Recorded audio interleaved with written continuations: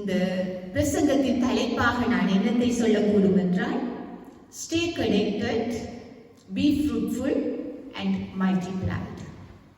நாங்கள் இயேசு கிறிஸ்துவோடு நிலைத்திருக்க வேண்டும். அதைத்தான் யோவான் 15ஆம் அதிகாரம் நமக்கு கிளியராக நமக்கு கற்றுக் கொடுத்தது. நாம் இயேசுவில் நிலைத்திருக்க வேண்டும். Stay connected with Jesus Christ. இயேசுவில் நாம் நிலைத்திருக்க வேண்டும். அப்பொழுது பாருங்கள், ஒரு திராட்சை செடியாகவும் கொடியாகவும் உவமிக்கப்பட்டதை நாங்கள் பார்க்கிறோம். சாதாரணமாக ஒரு வாழ்க்கையில நாம் ஒரு தோட்டக்காரனை எடுத்துக்கொண்டோம் என்றால், தோட்டக்காரன் என்ன செய்வார்? ஒரு விதையை போடுவார். விதையை போட்டு அதற்கு தண்ணீர் பாய்ச்சி நல்ல பசலையை போட்டு அதற்கு நல்ல சூரிய ஒளி படும்படியாக அந்த செடிகளை வைத்து ஏற்ற வேளை வருகிற பொழுது அது கனி கொடுக்க வேண்டும் என்று பிரியப்படுவார். கனி கொடுக்கிற பொழுது நாங்கள் பார்க்கிறோம், அந்த தோட்டக்காரன் மிகவும் சந்தோஷப்படுவார். இன்றைக்கு நீங்கள் கூட ஒரு செடியை நீங்கள் வைப்பீர்கள் என்று சொன்னால் அது பலன் கொடுக்க வேண்டும் என்று நீங்கள் விரும்புகிறீர்கள், இல்லையா? பலன் கொடுக்க வேண்டும் என்று நீங்கள் விரும்புகிறீர்கள். அதே போலதான் பிதாவும். இங்கு நாங்கள் பார்க்கிறோம், இயேசு சுவாமி நம்முடைய திராட்சை செடியாக இருக்கிறார். பிதா திராட்சை தோட்டக்காரனாக இருக்கிறார். நாங்கள் அவருடைய கொடிகளாக இருக்கிறோம். நாங்கள் அவருடைய கொடிகளாக இருக்கிறோம். பாருங்கள்,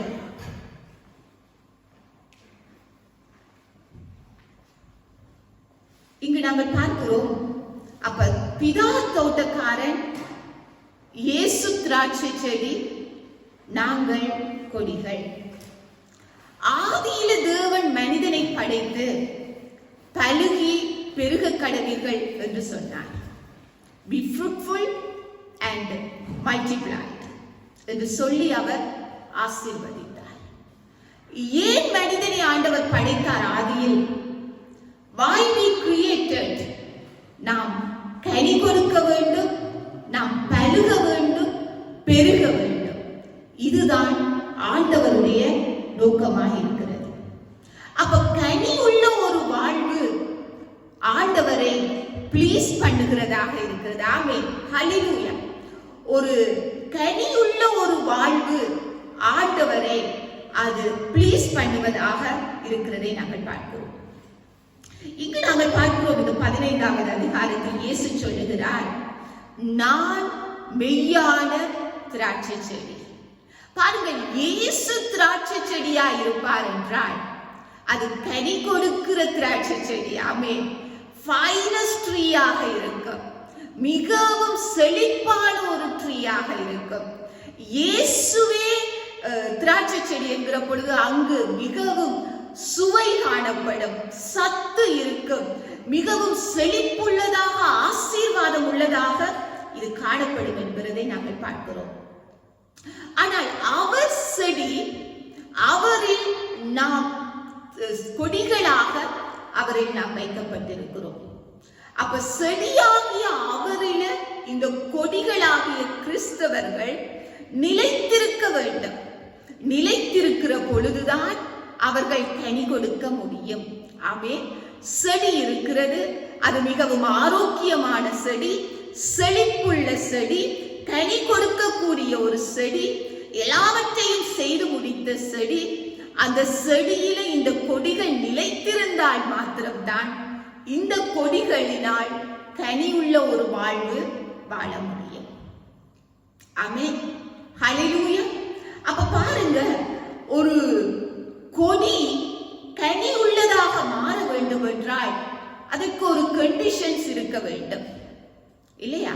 கொடி கனி உள்ளதாக மாற வேண்டும் என்று சொன்னால் அதற்கு ஒரு கண்டிஷன்ஸ், காரியங்களை செய்ய வேண்டும். நாங்கள் பார்க்கிறோம், பாருங்கள், அதற்காகத்தான் இயேசு சொல்லுகிறார், நீங்கள் என்னில் நிலைத்திருங்கள், ரிமைன் இன் மீ, என்னில்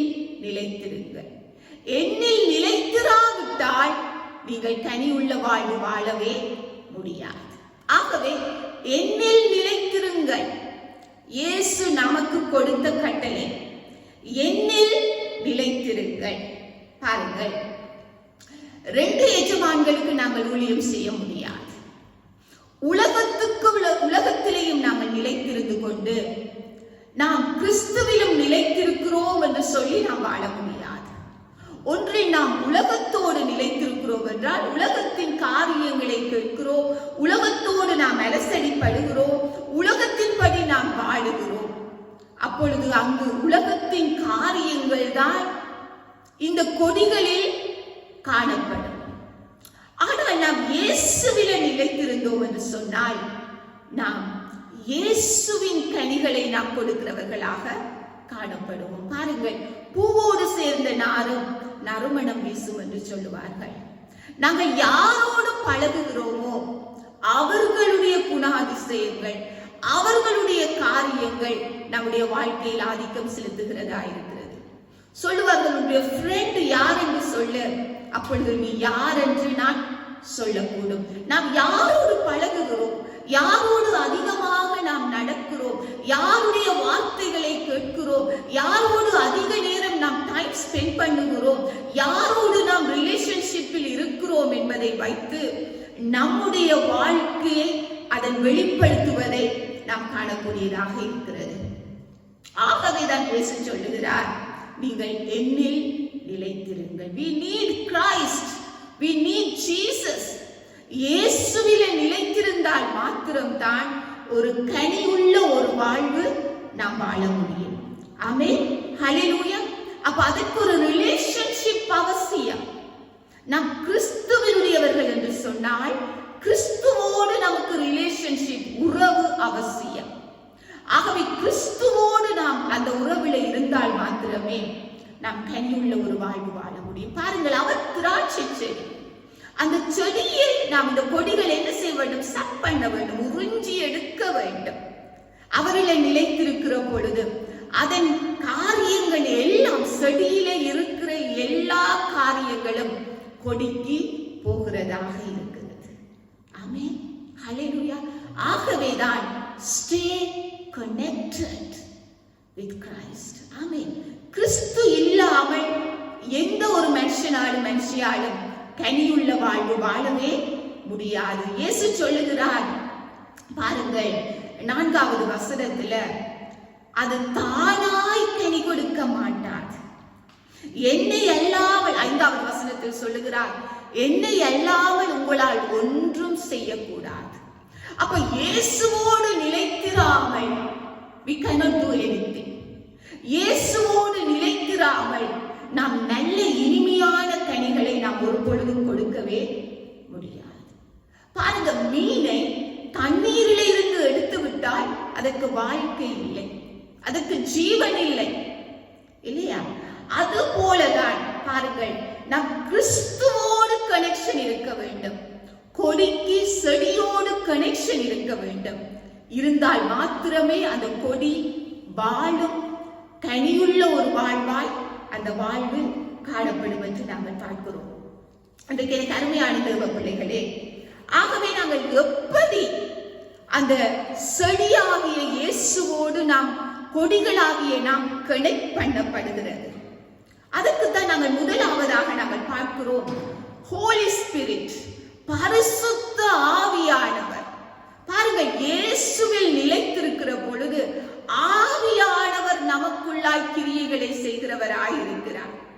நாங்கள் பார்க்கிறோம், பாருங்கள், அவரோடு நிலைத்திருக்கிற பொழுது பரிசுத்த ஆவியின் கனிகள் நமக்குள்ளாய் வருகிறதா இருக்கிறது. கலாத்தியர் 5ஆம் அதிகாரத்தில் அதை நாம் கற்றுக்கொண்டிருக்கிறோம். பாருங்கள், இயேசு மரித்து உயிர்த்து அவர் நமக்கு ஜீவனை கொடுக்கிறவராக, லைஃப் கிவிங் ஸ்பிரிட், அந்த ஆவியை அவர் நமக்கு கொடுக்கிறவராய் இருக்கிறார். அப்பொழுது இயேசுவில் நிலைத்திருந்தால் தான், அந்த ரிலேஷன்ஷிப்ல நாம் இணைந்திருந்தால் தான் நாம் பரிசுத்த ஆவியின் அபிஷேகத்தில நிலைத்திருக்க முடியும். ஆவியானவர் எங்கேயோ அங்கே விடுதலை உண்டு, ஆவியானவர் வருகிற பொழுது சகல சத்தியத்துக்குள்ளாக உங்களை நடத்துவார். ஆவியின் கனிகள் என்ன என்பதை நாங்கள் கலாத்தியர் 5ஆம் அதிகாரத்தில் பார்க்கிறோம். அங்கு அன்பு இருக்கும், சந்தோஷம் இருக்கும், சமாதானம் இருக்கும், சாந்தம் இருக்கும், இச்சையடக்கம் இருக்கும், நீடிய பொறுமை இருக்கும், விசுவாசம் இருக்கும். ஆமென். அப்ப இயேசுவோடு நிலைத்திருக்கிற பொழுதுதான் ஒரு தேவ மனிதனாக, மனுஷியாக கனி உள்ள ஒரு வாழ்வு நாம் வாழக்கூடியதாக இருக்கு.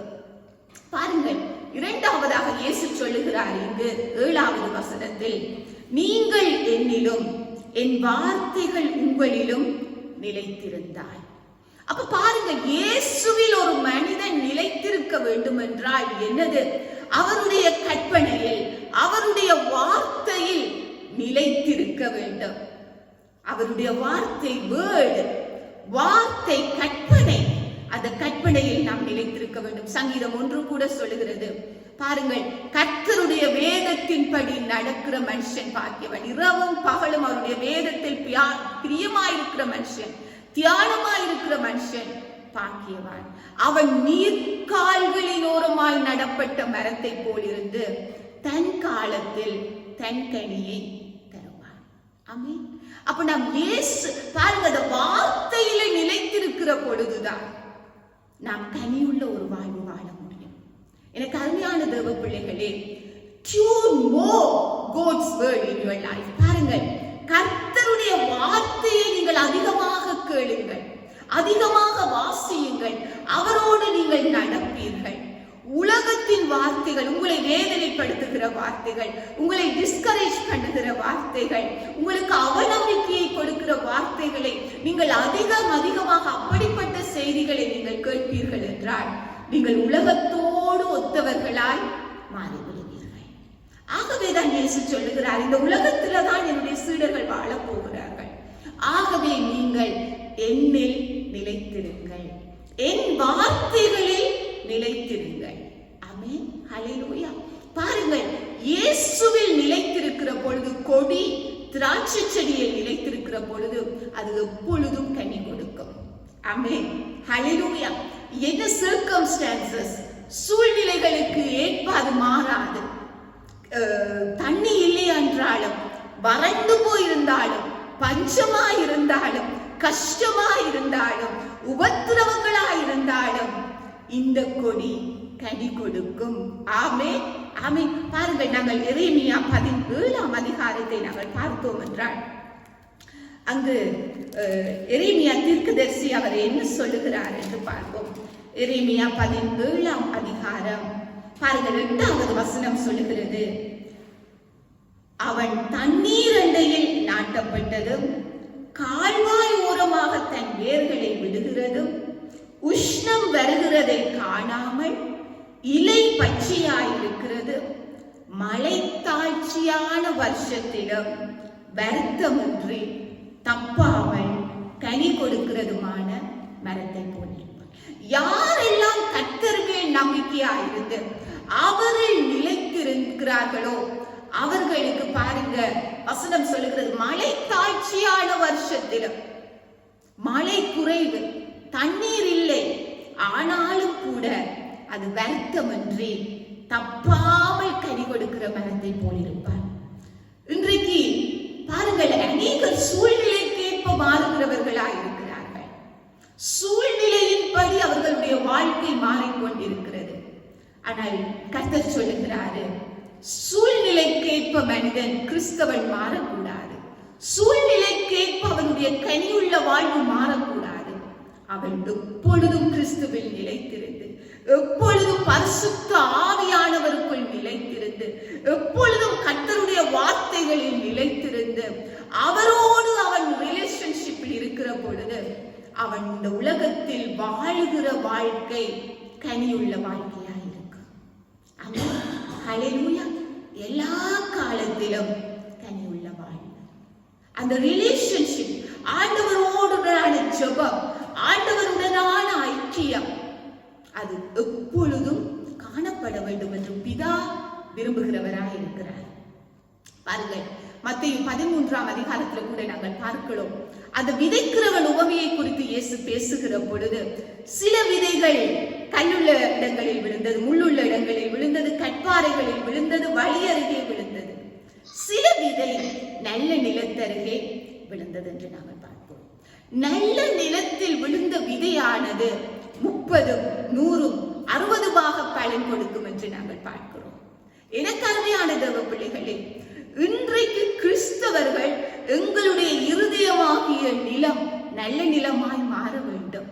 ஆனால் இங்கு என்ன வித்தியாசம் என்றால் பாருங்கள், திராட்சை செடி கொடிகள் என்கிற பொழுது நாம் நல்ல திராட்சை செடியில நாம் ஒட்ட வைக்கப்பட்டிருக்கிறோம். ஆமென், பிரைஸ் பீ டு காட், ஹல்லேலூயா. இயேசுவில நல்ல நிலத்தில இயேசுவோடு நாம் இணைக்கப்பட்டிருக்கிறோம். ஆகவே இது 30, 60, 100 பலன் கொடுக்க வேண்டும். இதுதான் பிதாவின் சித்தம்.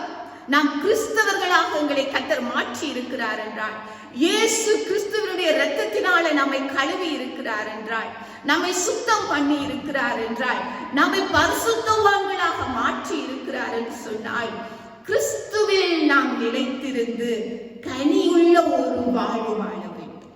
30, 60, 100 பலன் கொடுக்க வேண்டும். அதுதான் கிறிஸ்தவ வாழ்வு. ஆமென். அப்ப அது தானாய் வர முடியாது.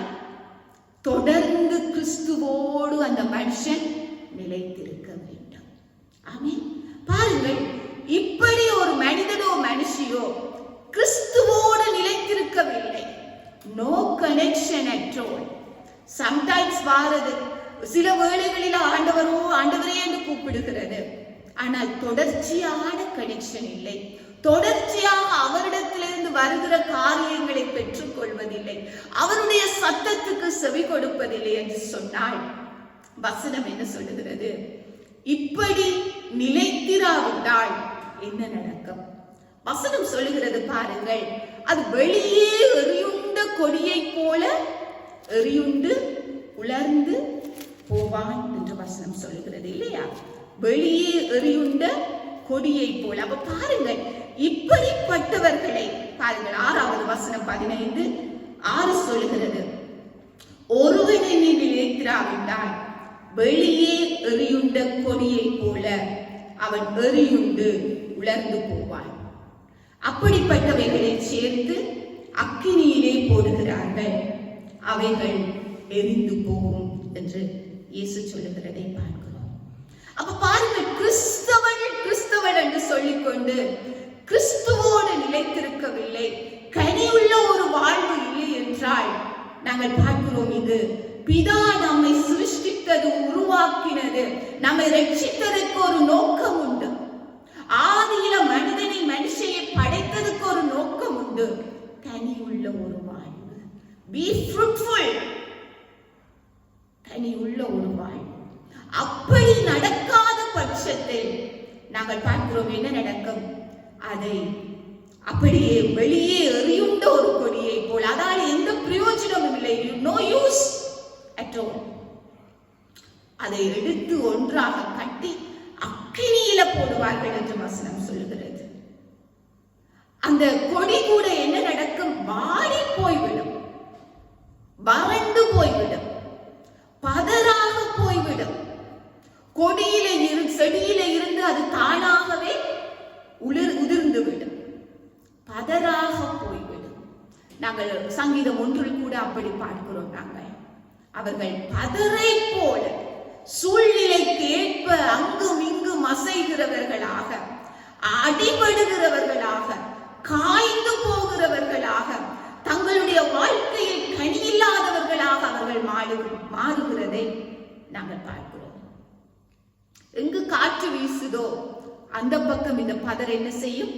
போய்விடும். ஆனால் இயேசுவில நிலைத்திருக்கிற பொழுது மாத்திரமே, என்னதான் நடக்கட்டும் உலகத்தில், என்னதான் உபத்திரவங்கள் வரட்டும், பாடுகள் வரட்டும், எல்லா வழிகளிலும் இவர்கள் கனி உள்ளவர்களாக இருப்பார்கள். ஆமென். அப்ப பாருங்கள், கனி கொடுக்கிற ஒரு மனுஷிக்கு கர்த்தர் என்ன செய்கிறார்? பிதா என்ன செய்கிறார்? வசனம் அழகாய் சொல்லுகிறது பாருங்கள். 2வது வசனம் சொல்லுகிறது, கனி கொடுக்கிற கொடி எதுவோ அது அதிக கனிகளை கொடுக்கும்படி சுத்த பண்ணுவார். இங்கிலீஷ்ல சொல்லுவாங்க ப்ரூனிங், சுத்தம் பண்ணுகிறது இல்லையா? வீணால் அந்த மரம் அதிகமாய் அந்த பூவுக்கு மேல வளர்ந்து போய் அதால பூத்து காய்க்கு பழுக்க கனி கொடுக்க முடியாதபடிக்கு காணப்படாதபடிக்கு என்ன செய்கிறது? அதை கட் பண்ண வேண்டும். ப்ரூனிங் சில வேளை கடினமாக இருக்கலாம். உலகத்தில உபத்திரவங்கள், பாடுகள், வேதனைகள், கஷ்டங்கள், கண்ணீர்கள், எங்களுக்கு விரோதமான காரியங்கள் உலகத்தில் காணப்படலாம். கிறிஸ்தவர்களுக்கு விரோதமாய் உபத்திரவங்கள் உண்டு. உங்களுக்கு உலகத்திலே உபத்திரவம் உண்டு, இயேசு சொன்னார். ஆனால் அவற்றின் மத்தியில் be encouraged. Hallelujah, hallelujah. ஏனென்றால் அந்த ப்ரூனிங், சுத்தம் பண்ணுவது நல்லது. ஆமென். ஏன் தோட்டக்காரன் சுத்தம் பண்ணுகிறார்? ஏன் பிதா சுத்தம் பண்ணுகிறார்? திராட்சை கொடிகளை அது அதிக கனிகளை கொடுக்க வேண்டும். ஆமென். ஹல்லேலூயா. உங்களோட வாழ்க்கையில சுத்தம் பண்ணப்படுகிற பொழுது சந்தோஷப்படுங்கள். ஏனென்றால் we can give more fruits, we can produce more fruits. ஆண்டவர் அதை பார்த்து மகிமைப்படுகிறவராக, பிதா நம்மை பார்த்து சந்தோஷப்படுகிறவராக அவர் காணப்படுவார். என்னுடைய மகளை நான் இப்படி ரட்சித்துக் கொண்டேன், கிறிஸ்துவோடு இணைத்துக் கொண்டேன். இப்பொழுது இவர்கள் எல்லா உபத்திரவத்திலும், பாடுகளிலும், இந்த டிசிப்ளின் பண்ணப்படுகிற பொழுதிலும் இவர்கள் கனி உள்ளவர்களாய் காணப்படுகிறார்கள். ஆமென். ஹல்லேலூயா. எத்தனை பேர் சந்தோஷமாக இருக்கிறீர்கள்? உங்களோட வாழ்க்கையில நீங்கள் தேவையில்லாத பிரச்சனைகளை சந்தித்துக் கொண்டிருக்கிறீர்களா? கர்த்தர் உங்களை டிசிப்ளின் பண்ணி கொண்டிருக்கிறாரா? சந்தோஷப்படுங்க, சந்தோஷப்பட்டு களி கூறுங்க. நீங்கள் அதிக கனிகளை கொடுக்க போகிறீர்கள். ஆமென். ஹல்லேலூயா. நீங்க அதிக கனிகளை கொடுக்கிறதுனால் பிதா மகிமைப்பட போகிறார், அவர் சந்தோஷப்பட போகிறார். ஆமென். இந்த உலகத்துல நாம் இருக்கிற வாழ்க்கை ஒரு வாழ்வு.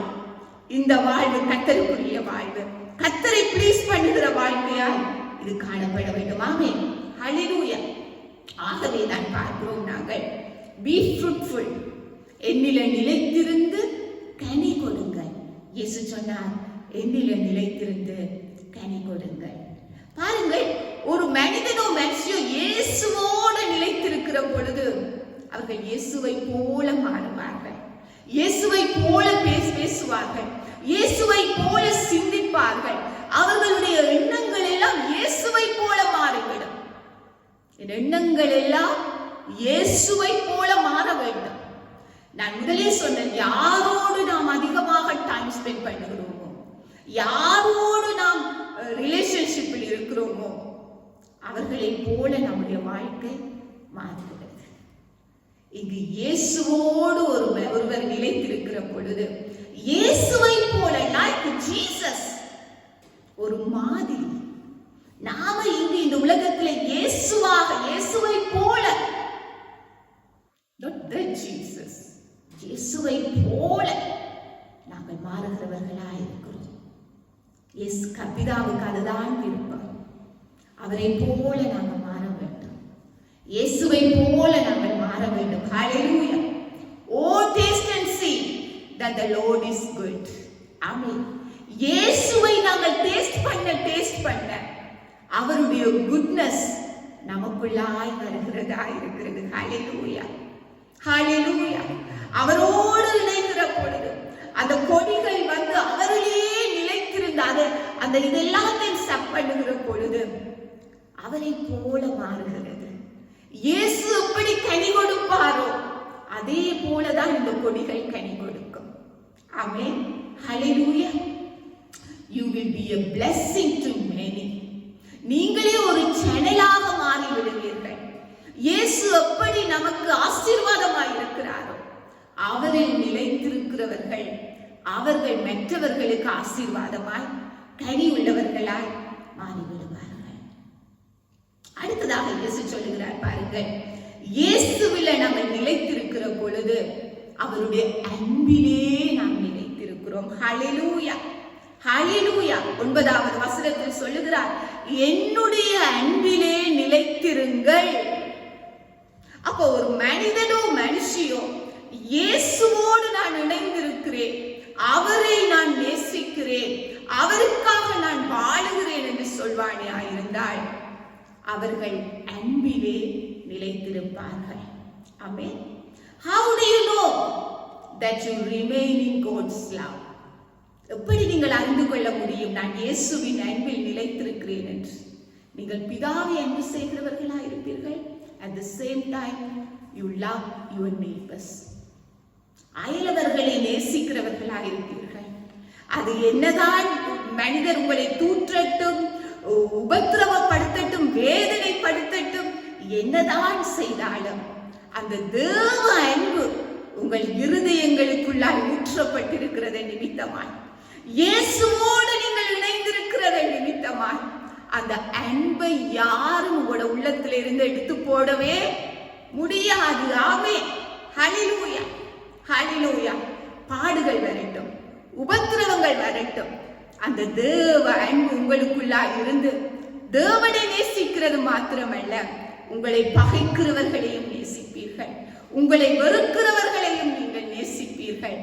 அதுதான் கிறிஸ்துவின் அன்பு. ஆமென். ஹல்லேலூயா. இந்த நாட்களில் பிதா நம்மிடத்தில் விரும்புகிறது, இயேசுவில் நிலைத்திருக்கிறேன் என்று சொல்லிக்கொண்டு தான் காண்கிற சகோதரனிடத்தில் அன்பு கூற ஆரம்பித்தார். காணாத தேவனிடத்தில் அவன் எப்படி அன்பு கூற முடியும்? இன்றைக்கு சிந்தித்து பார்ப்போம். நாம் கிறிஸ்தவர்கள் என்று சொல்லுகிறோம், நம்முடைய குடும்பத்தில் நம்முடைய அன்பு வெளிப்படுகிறதா? நம்முடைய சப வாழ்க்கையில அன்பின் ஐக்கியம் வெளிப்படுகிறதா? நம்முடைய தேசத்தில நாம் அன்புள்ளவர்கள் என்பது வெளிப்படுகிறதா? ஹல்லேலூயா, ஹல்லேலூயா. அப்ப ஆண்டவருடைய அன்பில நிலைத்திருக்கிறோம் என்றால், இயேசுவில நான் நிலைத்திருக்கிறேன் என்று சொல்வேனே ஆனால் என்னுடைய கனி அது அன்பின் கனியாய் வெளிப்படும். கசப்பல்ல, கசப்பல்ல, அன்பு. ஆமென். Praise the Lord. ஹல்லேலூயா. அடுத்ததாக பாருங்கள், இயேசு சொல்லுகிறார் 11வது வசனத்தில், என்னுடைய சந்தோஷம் உங்களில் நிலைத்திருக்கும் படிக்க. ஆமென். ஹல்லேலூயா. நான் ஏற்கனவே சொன்னேன், உலகத்துல துன்பம் இருக்கலாம், உபத்திரவம் இருக்கலாம், கஷ்டம் இருக்கலாம், வறுமை இருக்கலாம், ஆனால் உங்களுக்குள்ளாய் சந்தோஷம் இருக்கிறது. அந்த சந்தோஷம் யாருடைய சந்தோஷம்? இயேசுவின் சந்தோஷம், இயேசுவின் சந்தோஷம். என்னுடைய சந்தோஷம் உங்களில் நிலைத்திருக்கும். கொடிகள் திராட்சை செடியில் நிலைத்திருக்குமையாய் இருந்தால் இயேசுவின் சந்தோஷம், அவரால் வருகிற சந்தோஷம் நமக்குள்ளாய் காணப்படும். ஹல்லேலூயா. abundance joy, full of joy. ஹல்லேலூயா. அதான் சங்கீதக்காரன் பாடுவார், கர்த்தருடைய சமூகத்தில் எப்பொழுதும் சந்தோஷம். அந்த சந்தோஷம் நீங்க கையை உயர்த்துங்க, நன்றி சொல்லுங்க சொல்லவே தேவையில்லை. கர்த்தரை ஆராதிக்கிற பொழுது ஆட்டோமேட்டிக்காக ஜோய், சந்தோஷம். ஹல்லேலூயா. எங்களுடைய முகங்களே காண்பிக்கும் இவர்கள் கர்த்தரை சந்தோஷத்தோடு ஆராதிக்கிறார்களா என்று. ஆமென். ஹல்லேலூயா. joy, full of joy, great joy. இயேசுவில் நிலைத்திருக்கிற பொழுது உங்களுக்கு சந்தோஷம் எப்பொழுதும் காணப்படும். சூழ்நிலைக்கு ஏற்ப சந்தோஷம் மாறாது. ஆமென். அடுத்ததாக பாருங்க, சமாதானம். ஹல்லேலூயா. ஆண்டவர் சொல்லுகிறார் பாருங்கள், என்னுடைய சமாதானத்தையே நான் உங்களுக்கு தருகிறேன். ஹல்லேலூயா. இயேசு மரித்து உயிர்த்த பொழுது முதலாவது அவர் சீஷர்களுக்கு கொடுத்தது சமாதானம். பீஸ், பீஸ், சமாதானம். ஏனென்றால் சீடர்கள் பயந்து போயிருந்தார்கள், பயங்கரமான ஒரு சூழ்நிலையில் இருந்தார்கள். இன்றைக்கு எனக்கு அருமையான தேவ பிள்ளைகளே, நம்முடைய வாழ்க்கையில் பயங்கரங்கள் நம்மை மேற்கொள்ளுகிறது போல இருக்கலாம், எதிர்காலம் கேள்விக்குறி போல இருக்கலாம், சமாதானம் இல்லாதவர்கள் போல நாம் காணப்படலாம். ஆனால் ஒரு மனிதனோ மனுஷியோ கிறிஸ்துவில் நிலைத்திருந்தால் தேவன் கொடுத்த சமாதானம், அந்த சமாதானத்தை யாரும் எடுத்து போட முடியாது. சிலர் சொல்லுவாங்க, உன்னை பார்த்தாலே இருக்கிற சந்தோஷம் எல்லாம் போயிட்டு, சமாதானம் எல்லாம் போயிட்டு. அப்படியே அல்ல. ஆமென். ஹல்லேலூயா. பாருங்க, சிலர் வந்து ஃப்ரெண்ட்ஸோட இருக்கிற பொழுது நல்ல ஜோயா இருப்பாங்க, சமாதானமா இருக்கும், பீஸா இருக்கும். சிலரோடு பேச்சு தொடங்கினாலே அவனுடைய இந்த பீஸ் எல்லாம், இந்த சமாதானம் எல்லாம் போயிடுச்சுது என்று சொல்லுவாங்க. அது எனக்கு அருமையான தேவ பிள்ளைகளே, கர்த்தராகிய இயேசு கிறிஸ்துவில் ஒருவர் நிலைத்திருக்கிற பொழுது இந்த சமாதானம், இயேசு கொடுக்கிற சமாதானம், உலகத்தின் சூழ்நிலைக்கேற்ப அது நம்மை விட்டு எடுபடுவது இல்லை. அந்த சமாதானம் எல்லா வேளையிலும் அது எங்களோடு இருக்கிறதாக இருக்கிறது. ஹல்லேலூயா, ஹல்லேலூயா. அடுத்ததாக fruit of spirit, இயேசுவோட நிலைத்திருக்கிற பொழுது பாருங்க, கனி உள்ள ஒரு வாழ்வு. மாம்சத்தின் கிரியைகள் எல்லாம் அழிந்து போய்விடும். ஒருவன் ஆவியானவரினால் நடத்தப்படுவானே இருந்தால், ஆவியானவரோடு இணைந்த ஒரு வாழ்வு வாழ்வானே ஆனால், அவனுடைய வாழ்வின் பலன் கனி உள்ள ஒரு பலனாக இருக்கும். ஆமென். ஹல்லேலூயா. கனி, fruit, fruitful life. பாருங்க, இயேசுவோடு ஒரு மனுஷன் நிலைத்திருக்கிற பொழுது அவருடைய கனிகள் ஆட்டோமேட்டிக்காக அந்த கொடியில் வரும். ஆமென். வர வேண்டும், வர வேண்டும். அதுதான் இயேசு இந்த உலகத்தை விட்டு போவதற்கு முன்பதாக சீடர்களுக்கு சொன்னார், நீங்கள் என்னில் நிலைத்திருங்கள், நீங்கள் என்னில் நிலைத்திருங்கள். பாருங்கள், இயேசுவோடு நிலைத்திருக்கிற பொழுது ஒரு மனிதனுடைய வாழ்க்கை டிரான்ஸ்ஃபார்ம் பண்ணப்பட வேண்டும். பழைய வாழ்க்கை மாதிரியே இருக்காது. இன் அண்ட் அவுட், அப்படி இன்சைட் அவுட், உள்ளுக்குள்ள இருந்து மாற்றம் வெளியில வரும். ஆமென். கர்த்தரோடு இணைந்திருக்கிற மனுஷன், இயேசுவோடு இசைந்திருக்கிறவன் இயேசுவை போல மாறுகிறார். ஆமென். எங்களுடைய வாழ்க்கையில ஒரு டிரான்ஸ்ஃபர்மேஷன் நிச்சயமாக நடக்கும். பாருங்க, ரட்சிக்கப்பட முன்பு இருந்தவர்களுக்கு ரட்சிக்கப்பட்டதற்கு பிறகு நம்முடைய வாழ்க்கையில மாற்றம் வர வேண்டும். ஒருவன் கிறிஸ்துவுக்குள் இருந்தால் அவன் புது சிருஷ்டியாயிருக்கிறான். பழையவைகள் எல்லாம் ஒளிந்து போயின, எல்லாம் புதிதாயின. ஆமென், ஆமென். பாருங்க, இதுக்குத்தான் நாங்க பார்க்கிறோம், இயேசுவோட நிலைத்திருக்கிற பொழுது இயேசுவை போல நாங்கள் மாற வேண்டும். பழையவைகள் எல்லாம் ஒளிந்து போயினது.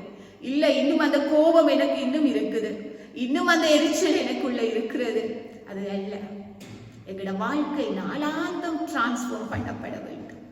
இன்றைக்கு உங்களை கிறிஸ்தவர்களாக கர்த்தர் மாற்றி ரட்சித்து மீட்டு தம்முடைய மந்தையில வைத்து உங்களுக்காக அவர் இரத்தத்தை சிந்தி உங்களை அவர் தம்முடைய பிள்ளைகளாய் மாற்றி இருக்கிறார் என்றால், தம்முடைய காணியாட்சிக்குள் உங்களை வைத்திருக்கிறார் என்றால், எத்தனை வருஷம் ஆகிவிட்டது.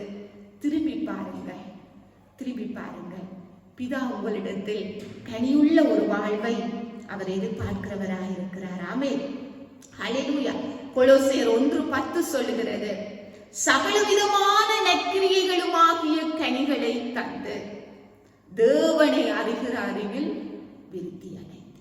அப்ப பிதா நம்மை ஏன் ரட்சித்தார்? சகல விதமான கனிகளையும் கொடுக்கும்படியாக. ஆமென். சபையில எங்களோட வாழ்க்கை கனிவுள்ள வாழ்க்கையாயிருக்கும். குடும்பத்துல ஒரு கனிவுள்ள வாழ்க்கையாயிருக்கும். சபைக்கு நாங்கள் வருகிறோம் என்றால் ஒரு ஆசீர்வாதம் நம் மூலமாய் காணப்படும். ஒரு சக மனிதர்களோடு நாங்கள் பேசுகிறோம் என்றால் அங்கு ஒரு ஆசீர்வாதம் காணப்படும். ஆமென். ஹல்லேலூயா. குட் வொர்க்ஸ், நல்ல வேலைகளை செய்வதற்காகத்தான் கர்த்தர் நம்மை சிருஷ்டித்திருக்கிறார்.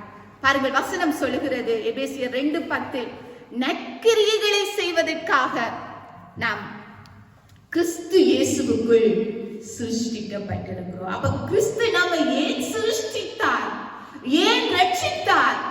நற்கிரியைகள், நற்கனிகள், சகல விதமான கனிகளும் நாம் பிறப்பிக்க வேண்டும் என்பதற்காகவே கர்த்தர் நம்மை சிருஷ்டித்தவராக, நம்மை ரட்சித்தவராக, நம்மை மீட்டவராக காணப்படுகிறார். தேவ பிள்ளைகளே, இன்றைக்கு நாம் கிறிஸ்தவர்கள், இவர்கள் கிறிஸ்தவர்கள், இவர்கள் கிறிஸ்துவின் சீடர்கள், கிறிஸ்துவை ஃபாலோ பண்ணுகிறவர்கள் என்பதை நாம் எப்படி அறியலாம்? எப்படி அறியலாம்? எங்களுடைய வாய் பேச்சில் அல்ல, எங்களுடைய கனிகளினால், எங்களுடைய ஆக்ஷன். நாங்கள் என்ன எப்படி வாழுகிறோம், எங்கள் கனிகள் என்னத்தை நாம் ப்ரொடியூஸ் பண்ணுகிறோம், என்னத்தை நாம் ப்ரொடியூஸ் பண்ணுகிறோம், எப்படிப்பட்ட கனிகளை நாம் கொண்டு வருகிறோம், அதை வைத்துத்தான் இவர்கள் உண்மையாய் கிறிஸ்தவர்களா என்பதை நாம் அறிந்து கொள்ளக்கூடியதாக இருக்கிறது. பாருங்க, பிதா நம்மை சிருஷ்டித்தது நாம் கனி கொடுப்பதற்கும் அந்த கனி நிரந்தரமாய் இருப்பதற்கும், அவர் அது பிதாவுக்கு மகிமையை கொண்டு வருவதற்கும் அவர் நம்மை ஏற்படுத்தி இருக்கிறார். இன்றைக்கு அநேக கிறிஸ்தவர்கள் full of leaves, அப்படியே பச்சை பசேல் என்ற போலது போல இருக்கிறார்கள். நிறைய இலைகள். நாங்க கிறிஸ்தவர்கள், ஒரே கிறிஸ்தவர்கள் எல்லாம் இலையும் இலையா இருக்கிறது. கிட்ட போய் பார்த்தால் தான் தெரியும் அந்த மரம், இலையுள்ள மரத்துல கனி இருக்கிறதா. இயேசு அத்தி மரத்தை பார்த்தார், ஒரு உவமையை சொன்னார். அத்தி மரத்தை பார்த்தார், அது கனி உள்ள அத்தி மரம் போல இருந்துச்சு. நிறைய இலைகள், வெளியில ஷோ, எங்க ஆக்ஷன் எல்லாம் ஷோ. ஆனால் கிட்ட போய் பார்த்தால் தான் தெரியும் அங்கு கனி இருக்கிறதா இல்லையா.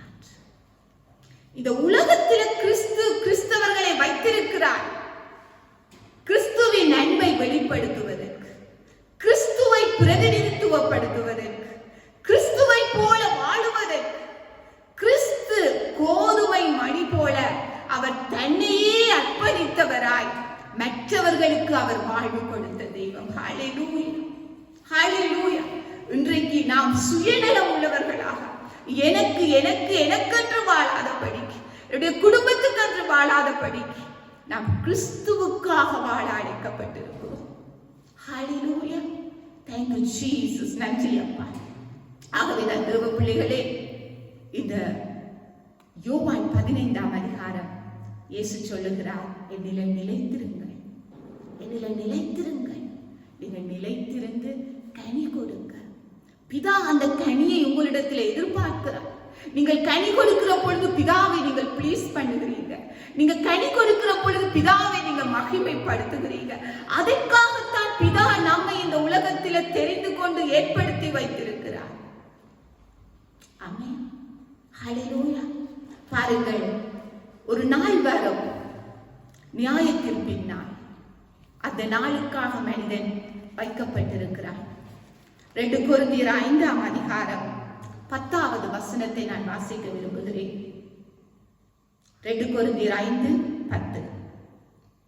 ஏனென்றால் சரீரத்தில் அவனவன் செய்த நன்மைக்காவது தீமைக்காவது தக்க பலனை அடையும்படிக்கு நாம் எல்லாரும் கிறிஸ்துவின் நியாயாசனத்துக்கு முன்பாக வெளிப்பட வேண்டும்.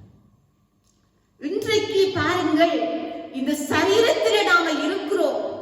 கர்த்தர் எங்களுக்கு எத்தனையோ ஆசீர்வாதங்களை கொடுத்திருக்கிறார், எத்தனையோ நன்மைகளை கொடுத்திருக்கிறார், எத்தனையோ ஊழியங்களை கொடுத்திருக்கிறார், எத்தனையோ விதத்தில் கர்த்தர் நம்மை ஆசீர்வதித்து வைத்திருக்கிறார். 30, 60, 100 கொடுத்திருக்கிறார், 5, 10 கொடுத்திருக்கிறார். ஏன் கர்த்தர் கொடுத்திருக்கிறார்? பாருங்கள், அவனவன் செய்த நன்மைக்காவது தீமைக்காக கொடுத்ததற்கு நாம் ரெஸ்பான்சிபிலிட்டியா இருக்க வேண்டும். ஆண்டவரே, எனக்கு 5 கொடுத்தீரப்பா, நான் அதை 10 மாற்றினேன், ரீப்ரொடியூஸ் பண்ணினேன். ஆண்டவரே அப்பா, ஒரு சீடை தான் போடுகிறோம், ஆனா அந்த சீடு எத்தனை கனிகளை கொடுக்கிறது. ரீப்ரொடியூஸ் பண்ண வேண்டும். ஆமே, கனியுள்ள ஒரு வாழ்வு, கனியுள்ள ஒரு வாழ்வு. பாருங்கள், நாங்கள் எங்களுக்கு கடைசியில எங்களுக்கு இட்டர்னல் ரிவார்டு, அந்த பலன் நமக்கு காத்திருக்கிறது. ஆகவே நாம் நியாயாசனத்துக்கு முன்பாக நிற்க வேண்டும். தேவ பிள்ளைகளே, மத்தேயு 7ஆம் அதிகாரத்தில் நாங்கள் பார்க்கிறோம். எடுத்துக்கொள்ளுங்கள், மத்தேயு 7ஆம் அதிகாரம். உங்கள் எல்லாருக்கும் தெரிந்த ஒரு காரியம். இது ஒரு வார்னிங். பாருங்கள், நாம் நியாயசனத்துக்கு முன்பாக நிற்க வேண்டும். கர்த்தர் நம்மை நடத்து, கர்த்தர் நம்மை ஏற்படுத்தின காரியங்களுக்கு நாம் எப்படி வாழ்ந்திருக்கிறோம். அடுத்ததாக மத்தேயு 7ஆம் அதிகாரத்தில் நாம் பார்த்தோம் என்றால் 16வது வசனத்தில் இருந்து பார்த்தோம் என்றால், அவர்களுடைய கனிகளினாலே அவர்களை அறிவீர்கள். முட்செடிகளில் திராட்சை பழங்களையும் முட்பூண்டுகளில் அத்திப்பழங்களையும் பறிக்கிறார்களா? அப்படியே நல்ல மரம் எல்லாம் நல்ல கனி கொடுக்கும், கெட்ட மரம் எல்லாம் கெட்ட கனி கொடுக்கும். நல்ல மரம் கெட்ட கனிகளை கொடுக்க மாட்டாது, கெட்ட மரம் நல்ல கனிகளை கொடுக்க மாட்டாது. இந்த இடத்துல நான் உங்களுக்கு மென்ஷன் பண்ண விரும்புகிறேன், நாம் கிறிஸ்துவாகிய செடியில நாம் நாட்டப்பட்டிருக்கிறோம். நல்ல மரத்தோடு நாம் இணைந்திருக்கிறோம். நல்ல மரத்தோடு இணைந்த நாம் நல்ல கனிகளை கொடுக்க வேண்டும் என்று பிதா எதிர்பார்க்கிறார். தேவ பிள்ளைகளே, நாம் அப்படி கனி கொடுக்காவிட்டால் அடுத்த வசனம் சொல்லுகிறது, நல்ல கனி கொடாத மரம் எல்லாம் வெட்டுண்டு அக்கினியிலே போடப்படும். ஆதலால் அவர்களுடைய கனிகளினாலே அவர்களை அறிவீர்கள்.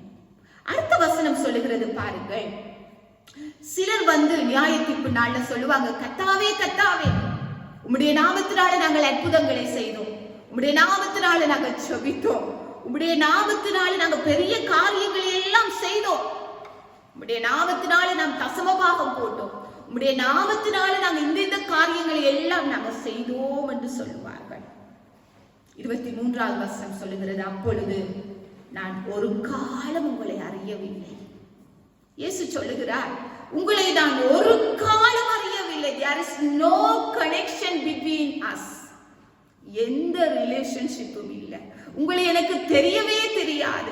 நீங்க என்னோடு இருக்கையில் என்னில நிலைத்திருக்கவில்லை, என்னுடைய வார்த்தைகளை கேட்கவில்லை, அதன்படி நடக்கவில்லை, பரிசுத்த ஆவியானவருக்குள் நீங்கள் திடப்படவில்லை, என்னோடு எந்த விதமான கனெக்ஷனும் இல்லை. ஆனால் அவர்கள் சொல்லுவார்கள், நாம் அற்புதங்களை செய்தோம், பிசாசுகளை துரத்தினோம், தீர்க்க தரிசனங்களை சொன்னோம், ஜெபித்தோம், ஃபாஸ்ட் எல்லாம் சொல்லுவார்கள். ஆனா இயேசு சொல்லுகிறார், எந்த கனெக்ஷனுமே இல்லை. உங்களை நான் அறியேன், அக்கிரம செய்கைக்காரரை என்னை விட்டு அகன்று போங்கள் என்று. அவர்களுடைய ஃப்ரூட்ஸ் என்னது? போலி, மாய்மாலம். own fruits, they are producing their own fruits. ஆண்டவரில் நிலைத்திருக்கவில்லை, ஆண்டவரோடு ஐக்கியம் இல்லை, ஆண்டவரோடு ரிலேஷன்ஷிப் இல்லை, எதுவுமே இல்லை. But they are doing good things, they are producing fruits. ஆண்டவர் சொல்லுகிறார், உங்களை நான் அறியேன் என்று.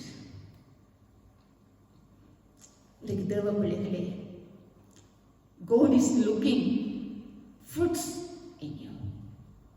கர்த்தர் உங்களில் கனிகளை தேடுகிறார். எப்படி இயேசு அந்த அத்தி மரத்தில் கனியை தேடினாரோ, அப்படியாக இன்று ஒவ்வொரு கிறிஸ்தவர்களிடத்திலும் இயேசு கனியை தேடுகிறார். நீங்கள் என்ன கனியை கொடுக்கிறீர்கள்? கிறிஸ்துவில நிலைத்திருந்தால் கிறிஸ்துவின் கனி வெளிப்பட வேண்டும். திராட்சை செடியில் நிலைத்திருந்தால் திராட்சை பழம் வர வேண்டும். நாம் என்ன கனிகளை கொடுக்கிறோம்? எப்படியான வாழ்வு வாழுகிறோம்?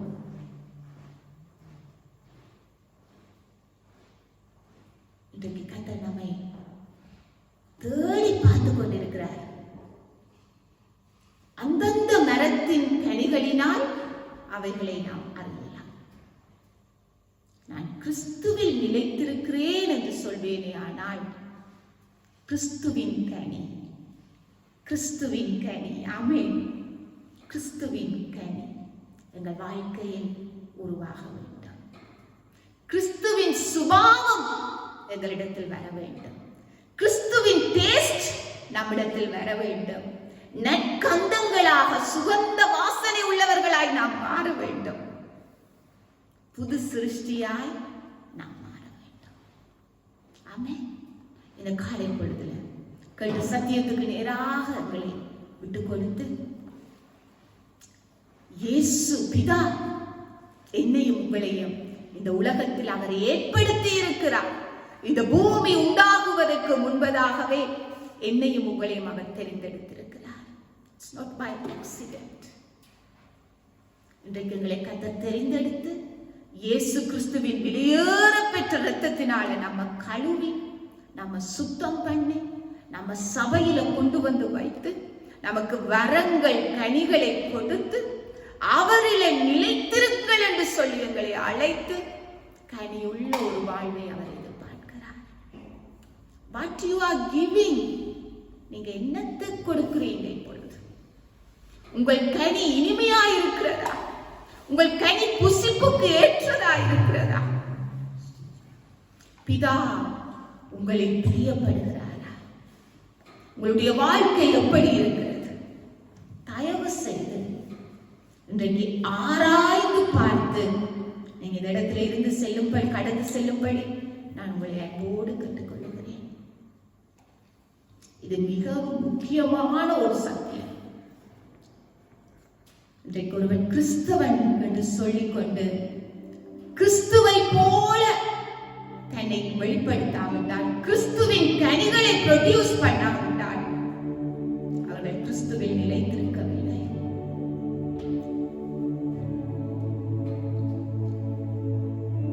உங்களை அப்படியே அர்ப்பணிப்போம். ஸ்தோத்திரம்.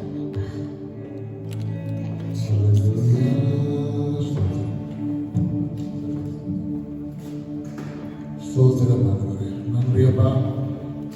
ஸ்தோத்திரம். அப்படியே கேட்ட ஒரு சத்தியத்துக்காக கர்த்தருக்கு நன்றி சொல்லுவோம். எங்களை நாங்கள் ஆராய்ந்து பார்ப்போம்.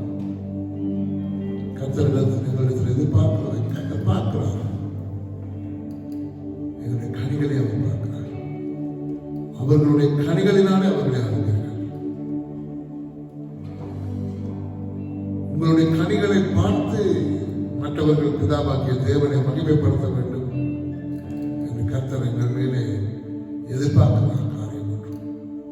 அதனால்தான் கர்த்தர் எங்களுக்கு ரட்சிப்பை கொடுத்து அவரோடு இணைந்து வாழும்படியாக ஒவ்வொரு நாளும் அனுதினமும் அவருடைய வார்த்தையினால எங்களை பரிசுத்தப்படுத்தி எங்களுடைய பாவங்களை ஆவியானவர் கண்டித்து உணர்த்தி எங்களை ஒவ்வொரு நாளும் கழுவி ஒவ்வொரு நாளும் ஒரு ரட்சிப்பிலே வளர கர்த்தர் எங்களை கிருபை செய்திருக்கிறார். ஒவ்வொரு நாளும் we are in the process. ரட்சிப்பு என்ற ஒரு காரியத்தில் நாங்கள் நடத்தப்பட்டு கொண்டு வருகிறோம். இதனால நம்மளை ஆராய்ந்து பார்ப்போம். கடைசி நாட்களில் நாங்கள் வாழ்ந்து கொண்டிருக்கிறோம். கர்த்தர் என்னை பார்த்து உங்களை நான் அறியேன் என்று சொல்லி போடாதபடி உத்தமம் உண்மையுமான ஊழியக்காரனே, என்னுடைய சந்தோஷத்துக்குள்ளாக பிரவேசி என்று சொல்லத்தக்கதாக என்னுடைய வாழ்க்கை, உங்களுடைய வாழ்க்கை இந்த உலகத்தில் காணப்படுகிறதா என்பதை நம்மை ஆராய்ந்து இன்று கிறிஸ்து வருவாரேயானால் அவரோடு நாம் செல்ல முடியுமா? மத்திய ஆகாயத்தில் அவரோடு கூட நாங்கள் நிற்க முடியுமா? நிற்போமா? இதனால நம்ம ஆராய்ந்து பார்ப்போம். ஹல்லேலூயா.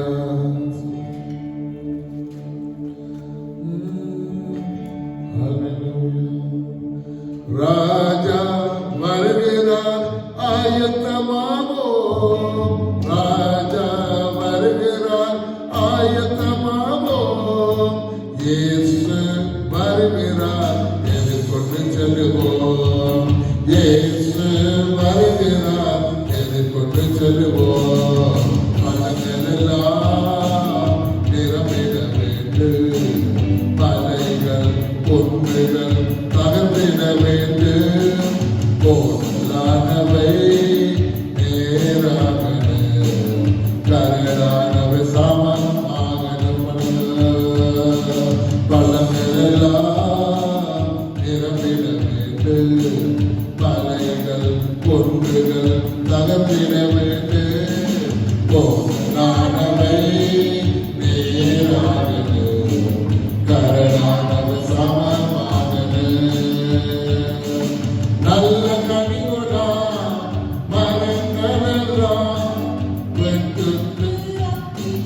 போடப்படு நல்ல கனிகொடா மரங்களெல்லாம் வெட்டென்று அக்கினியில் போடப்படு ராஜா வருகிறார் ஆயுதமாவோ ராஜா வருகிறார் ஆயுதமாவோ இயேசு வருகிறார் எதிர்கொண்டு செல்லுவோம் இயேசு வருகிறார் எதிர்கொண்டு செல்லுவோம் பலனெல்லாம் நிரம்பிட வேண்டும் மலைகள் குன்றுகள் தகர்த்திட வேண்டும் போதானவை நீரானது கரடானது சமமானது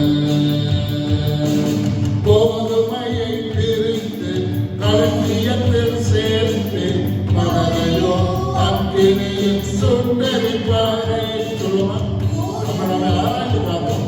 நம்ம கோதுமையா அதெல்லாம் அக்கினியில் சுண்டரிப்பாரை ராஜா வருகிறார் ஆயத்தமாவோ ராஜா வருகிறார் ஆயத்தமாவோ இயேசு வருகிறார் எதிர்கொண்டு செல்லுவோம் இயேசு வருகிறார் எதிர்கொண்டு செல்லுவோம் பலங்கள் எல்லாம் நிரம்பிட வேண்டும் மலைகள் குன்றுகள் தகர்ந்திட வேண்டும் போதனானவை நேரானது கரையானவ சமமாக கர்த்தர் எங்களுக்கு எதிர்பார்க்கிற என்ன ஒரு வாழ்க்கை கரையில்லாத குற்றமில்லாத கர்த்தருக்காய் வாழ்ந்து முன்னேறுகிற ஒரு வாழ்க்கை.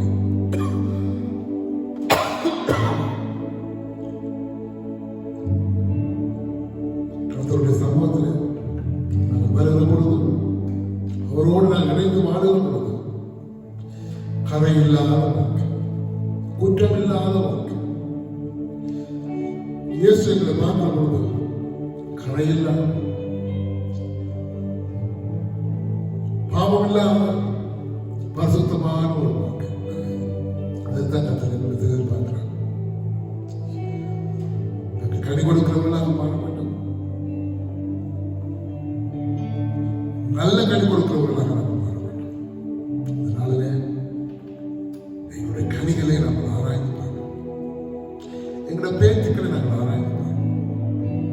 நம்முடைய செயல்பாடுகளை நாங்கள் ஆராய்ந்து பார்க்கணும். எங்களுடைய ஆக்ஷன்களை நாங்கள் ஆராய்ந்து பார்க்கணும். அப்பாவுடைய சாயல் எங்களிடத்தில் இருக்கிறதா? அவருடைய குணாதிசயங்கள் என்னிடத்தில் இருக்கிறதா? நேரிய பொறுமை இருக்கிறதா? தயம் இருக்கிறதா? நற்குணம் இருக்கிறதா? விசுவாசம் இருக்கிறதா? சாந்தம் இருக்கிறதா? இச்சையடக்கம் இருக்கிறதா? அன்பு இருக்கிறதா? அன்பு இருக்கிறதா? இதைத்தான் இயேசு கிறிஸ்து உலகத்தில் இருந்த பொழுது அப்படியாக தான் வாழ்ந்து காட்டினார். Demonstrate in his life when he was living in this world. This is what he is expecting from us when we are living in this world. உலகத்திலே கரையற்றவர்களாய் குற்றமில்லாதவர்களாய் யாருமே நம்மை பார்த்து குற்றம் பிடிக்காதபடி குற்றம் சொல்லாதபடி கரை இல்லாதவர்களாய்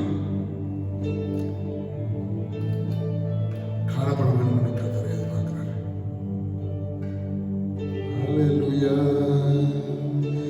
கரை இல்லாமலே குற்றம் இல்லாமலே கர்த்தருக்காய் வாழ்ந்து முன்னேறுவோம். கரை இல்லாமலே குற்றம் இல்லாமலே கர்த்தருக்காய் வாழ்ந்து முன்னேறுவோம். ராஜா வருகிறார் ஆயத்தமாவோம். ராஜா வருகிறார் ஆயத்தமாவோம். இயேசு வருகிறார் எதிர்கொண்டு செல்லுவோம். இயேசு வருகிறார் எதிர்கொண்டு செல்லுவோம்.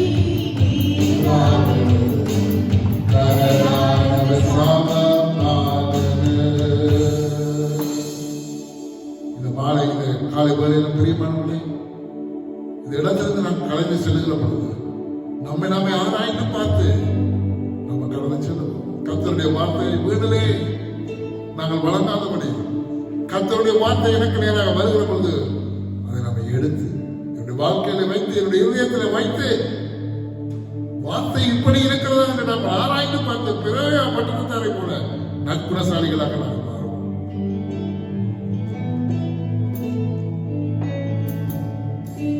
இதைத்தான் நாளை கர்த்தரை கிடைத்து எதிர்பார்க்கிறார்கள். இந்த ஆராதனை நாங்கள் நிறைவு செய்ய முன்பாக ஒரு சில காரியங்களுக்காக நாங்கள் ஜபித்து நிறைவு செய்ய பிரியப்படுகிறேன். இந்த தேசத்துக்கு கர்த்தருடைய கருத்தை நாங்கள் ஒப்புக் கொடுப்போம். இந்த தேசங்கள் எல்லாம் இந்த வியாதிகள் நீங்கி, இந்த மரண ஓலங்கள் நீங்கி, கர்த்தர் ஒரு விடுதலையை சமாதானத்தை இந்த தேசங்களுக்குள்ளாக வைக்கும்படியாக நாங்கள் ஜபிக்கிறோம் ஆண்டவரே. அப்பா, மரண படுக்கையில இருக்கிறவருடைய படுக்கையை கண்டர் மாற்றி ஜீவனை கொடுக்கும்படியாக நாங்கள் ஜபிக்கிறோம் ஐயா. ஜபிக்கிறோம் ஐயா. எத்தனையோ பேர் இழந்து போய், எத்தனையோ குடும்பங்கள் பிள்ளைகளை, பெற்றோரை, உறவினர்களை, சொந்தக்காரர்களை இழந்து போய் இந்த நாட்களில் வேதனையோடு நீரோடு ஒரு இருளடைந்து போய் இருக்கிற காலங்களில் நாங்கள் வாங்க கொண்டிருக்கிறோம் ஐயா. அப்படியானவர்களுடைய தேவ சமாதானத்தை கதை கொடுக்கும்படியாக நாங்கள் ஜபிக்கிறோம்.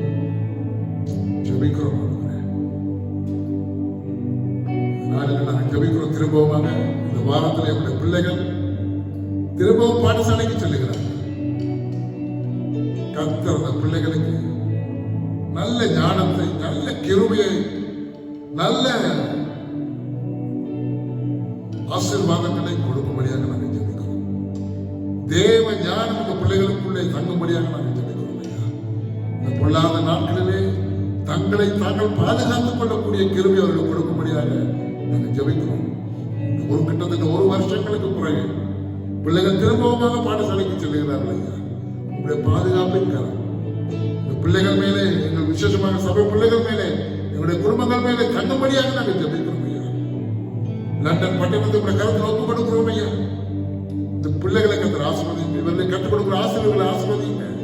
ஒவ்வொருவரையும் கத்தர் ஆசீர்வதிங்க. பாதுகாத்துக் கொள்ளுங்க ஐயா.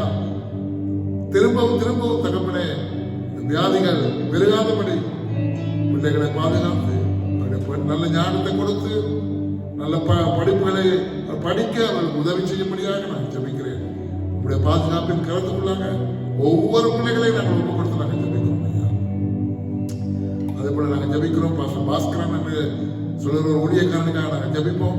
பிரான்ஸ் தேசத்திலே அந்த ஊழியக்காரனுடைய மரண படுக்கையை கர்த்தர் மாற்றி கர்த்தர் ஜீவனை கொடுக்கும்படியாக நாங்கள் ஜெபிக்கிறோம் ஐயா. அந்த சபையில ஒரு மாற்றத்தை இதன் மூலம் நீர் ஏற்படுத்தும்படியாக நாங்கள் ஜெபிக்கிறோம் ஐயா. வைத்தியர்கள் கைவிடலாம், ஆனால் நாங்களும் உண்மை நம்பி இருக்கிறோம் ஐயா. உம்முடைய சொல்லுகிறோம் ஐயா. உம்முடைய இந்த வாக்குவாய் இந்த காரியத்தை உங்களுடைய சமூகத்தில் நாங்கள் வைக்கிறோம் இந்த காலை வேளையில் ஐயா. அதே போல நாங்கள் ஜெபிக்கிறோம். நாளைய தினத்திலே பிரான்ஸ் தேசத்தில் ஒரு சகோதரி ஒரு ஆபரேஷனுக்காக கடந்து செல்கிறாங்க. அந்த சகோதரியை கத்தர் உங்களுடைய வல்லமையும் நாளை சுகப்படுத்தி பலப்படுத்தி எல்லா காரியங்களும் நேர்த்தியாக கிரமமாக நடந்து முடியாது கத்த கிருபை செய்ய முடியாது நாங்கள் ஜெபிக்கிறோம். பரிபூர்ண சுகத்தை கத்த கட்டளையிடும்படியாக நாங்கள் ஜெபிக்கிறோம். இன்னும் ஒரு சிறு பிள்ளைக்காக நாங்கள் ஜெபிப்போம். அந்த பிள்ளை கூட நாளைய தினத்திலே ஒரு ஆபரேஷனுக்காக கடந்து செல்கிறது. அந்த பிள்ளையை கத்தர் ஆசீர்வதிக்கும்படியாக, பலப்படுத்தும்படியாக, ஸ்தைரியப்படுத்தும்படியாக, கத்தர் பரிபூர்ண சுகத்தை அந்த பிள்ளை கொடுக்கும்படியாக, எல்லாவற்றையும் தாக்கக்கூடிய பலனை பிள்ளை கத்தை கொடுக்கும்படியாக நாங்கள் ஜெபிக்கிறோம் ஐயா.